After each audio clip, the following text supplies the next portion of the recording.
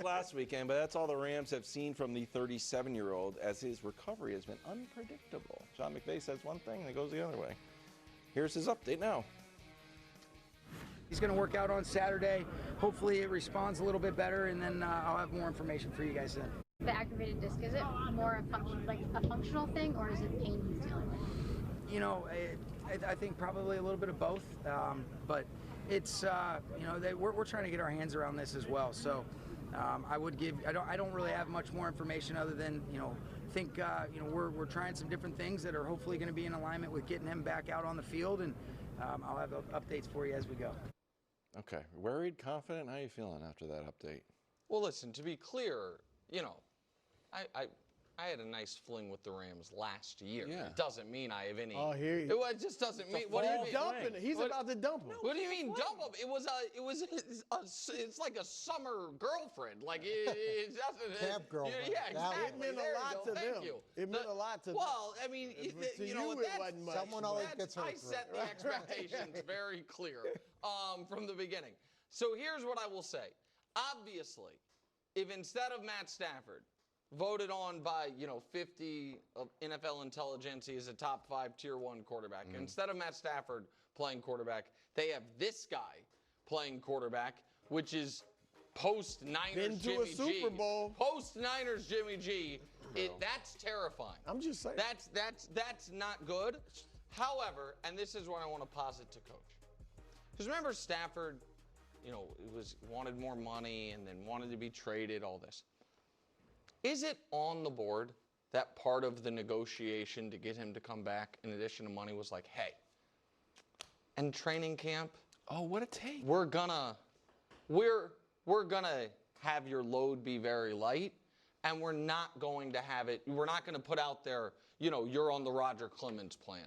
So, you know, you're back and this and it went, but just we'll ramp you up at the end. Is it on the board that this is the rare NFL injury that is being overplayed, when we see injuries underplayed all the time, because they had told him from the beginning, you're not going to have to go full go at training camp? And I'm not saying that's what it is. I'm asking if that's possible. I would absolutely say it would be on the board in a discussion with a guy. However, in watching this press conference, I'm a lot more concerned than I was the last time we talked about it. And because of the way he answered, so him saying that it's not just pain, but it's also pain and potentially function. Yes. That to me is very different, because when we talked about it, I think it was yesterday, if it's pain, there's pain management things that you can do to kind of progress through the season. So that's one component of it. And then him following it up and saying, we're trying to get our head around this and understand it. I forget the exact terminology. That's a concern too. The fact that they don't, I thought they completely understood where things were, and this was just more of what Nick was talking about, the progression of things. And then a third thing to say, we're trying different things. What does that mean?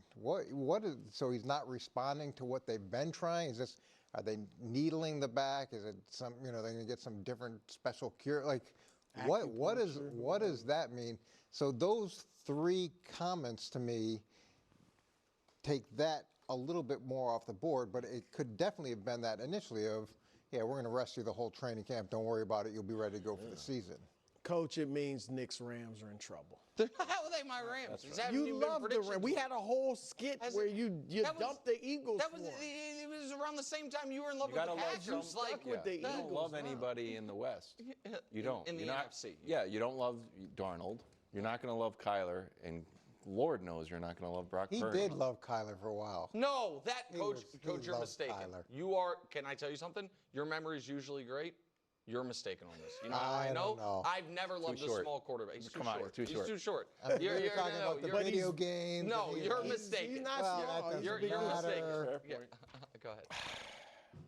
I get it that Matthew Stafford is everybody's All-American. And that's everybody right there, those two. All right? When he's healthy. Let's face facts, guys. What? Let's face. Oh, here we go. He had a whole off season to rest and relax. And he can't, his back is aching. He can't play.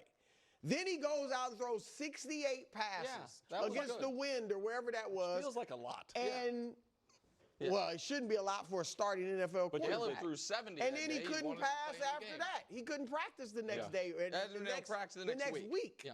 So, and he's 37 years old. Like, which Brady has changed everybody's thinking, but 37 used to be considered old and still is for some guys. So I do think he's going to play the majority of the season. I could even be wrong about that, but I just think he's going to be limited. He's not going to be as effective as he has been in the past. He hasn't these last 3 years. He has had his moments and his games and his stretches, but he's not like they're not a threat to win the Super Bowl, get to the Super Bowl. I saw a scary tweet from Cameron De Silva. I didn't pull it. I'll just read it to you. Oh man. That's the tweet? Oh, man? It's longer. Oh, man. Jimmy G just threw a hospital ball to Davante Adams. Yeah. Luckily, guys aren't hitting because Davante might have gotten decapitated. And then this video popped up. Yeah, guys. Yeah. So this is not going to work, Coach. No, of course not. So the question I have for you is... Oh, geez. It's too bad his body betrayed. No, bro, he's healthy. He was flinging it back in San Francisco. I know, but this is not going to work. So, Coach, if this latest weekend throwing session with Stafford goes poorly, more poorly than they expect, and they're watching Jimmy G like, man, I don't know about this, and he's got injury history as watching First Things First. Bruce says his body betrayed him. What's their next move? Next man up, or do they look in the open market and be like, oh, you know who we should try to grab? Yeah, look, first of all, I think there's a lot worse backups than Jimmy G. There are significantly worse backups than Jimmy G, and he can get you through the early part of the season. The problem with him is you don't know how long he's going to be able to play, even if he does play and he's playing well. This is where a team like Atlanta could be really well positioned, and that's why you hang on to someone maybe longer than you necessarily want to, because at the end of training camp, teams are going to be looking around, and someone could easily get hurt in one of these preseason games. A starter could get hurt, and they say, okay, well, we don't want to the whole season. We don't want to give up on the season. What do we do? And then you look for the next best opportunity, and the teams that are sitting on someone that's a viable starter, and collectively most of the league feels that that person could come in and at least give you a chance to win. Those guys have tremendous value. Especially Kevin O'Connell, who, you know, obviously had success with Kirk Cousins in Minnesota, came from Sean McVay.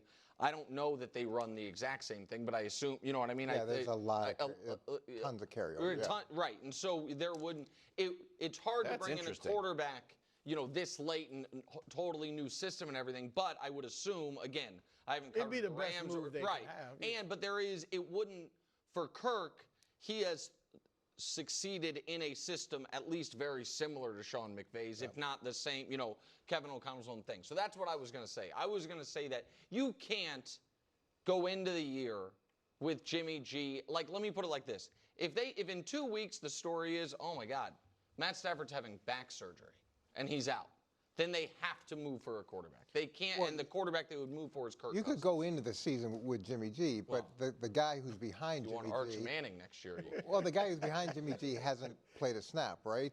But now, you guys think with Stafford healthy, they're contenders. Yeah, in the NFC, yes. As much as I like the Kirk Cousins move, if Stafford's not healthy, they're not contenders. With Kirk, they would be good. Not. Yeah. They win a lot of games, but we've seen. Yeah, Kirk. but there's value to just making the playoffs. Like there is. I understand. I know. You know what I mean? You be the best you can, especially with the moves they made. But they would not.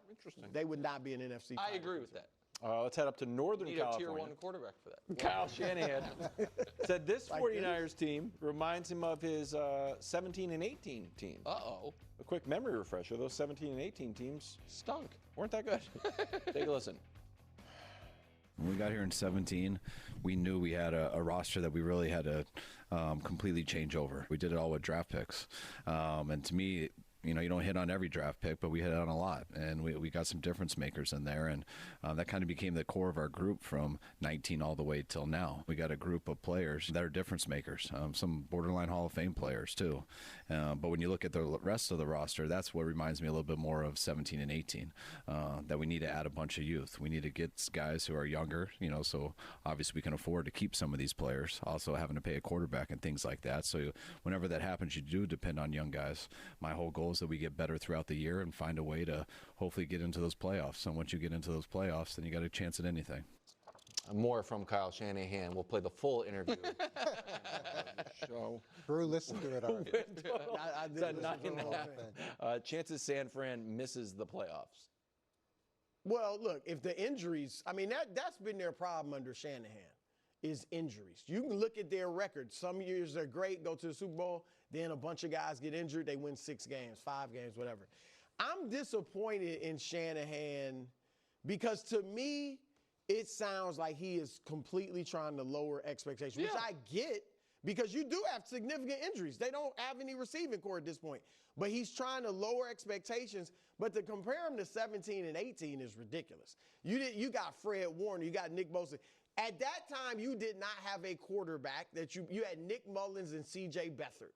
All right, so you got a quarterback you believe. And when Jimmy G went there is when they took off and started winning. You know, so I just think he's clearly trying to lower expectations. I think in the back of his mind, he believes we could actually be pretty good if guys are healthy. And I get it.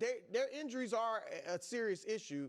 I just don't really like the lowering, to me, the blatant lowering of expectations. I don't like it either. I love it.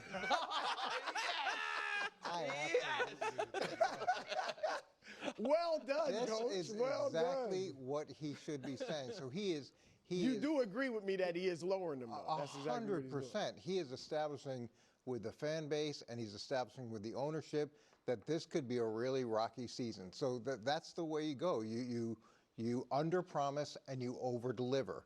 And they're in the type of situation where they had to go and replace a lot of guys defensively. So they're actually their team has the biggest discrepancy in age between their offense and their defense. So their offense is significantly old.